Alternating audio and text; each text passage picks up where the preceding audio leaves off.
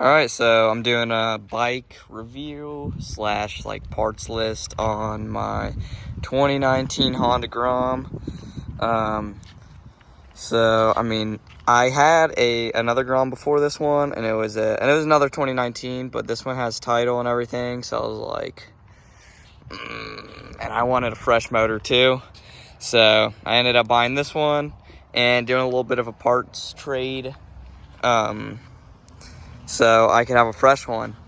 But I got for my bike protection slash like scrape bar slash pegs, I got the MK Stunts 12 bar, and I mean, I'm impressed with this thing. It looks good too. Like, it doesn't look half-assed compared to some of the other ones I've seen. It holds up to, it holds up to, crashing, dropping on the sides. And I like where the pegs are too. And then for my rear sets, I have same MK too. So again, really impressed with these. These came with my red one actually, and they've held up.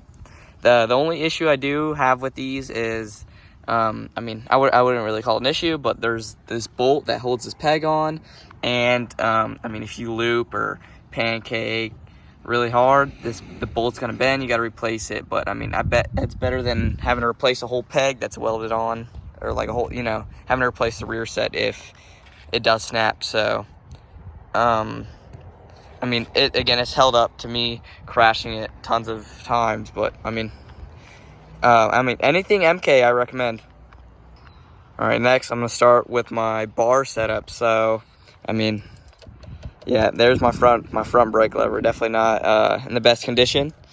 I threw a bolt through my kill switch, so I don't kick it going in a podium, and it has happened. So that's why I keep my bolt here, and it's definitely saved me a couple times. On this side, this is where I have the goodies. So the RSC one finger trigger finger clutch lever is like, anything RSC holds up. I've never had any issues with breaking them. They're perfect. And then for my handbrake master, I have a Nissan front brake flipped upside down. It's kind of a pain to bleed. And it's just, I wish I had something that was a little bit more responsive, or honestly just a bigger caliper in the back. And I got a little six shop reservoir thing, and it used to be this huge fat one that was right here, but I switched it out to the 6-shop one, and I like it. It's low profile.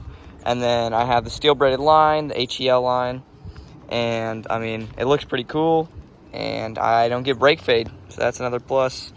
Coming back here for my handbrake, I have a Curtis Cage 1-of-1 bracket that matches.